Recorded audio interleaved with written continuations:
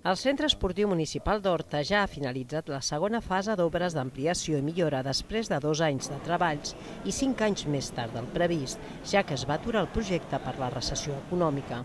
En aquesta segona fase s'ha ampliat i millorat la maquinària de la sala de fitness i s'han creat 3 sales d'activitats dirigides i una nova piscina.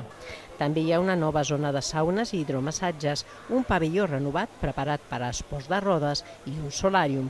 Així, la instal·lació compta ara amb més de 14.000 metres quadrats. Demà dissabte al matí es farà la inauguració oficial amb una jornada festiva de portes obertes.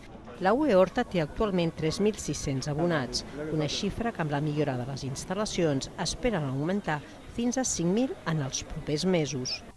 El abonado, cuando vea la nueva instalación, las comodidades y las máquinas de última generación y todo lo que se está haciendo, yo creo que siempre el barrio siempre ha contribuido, siempre ha respondido a Horta y como no va a ser ahora también.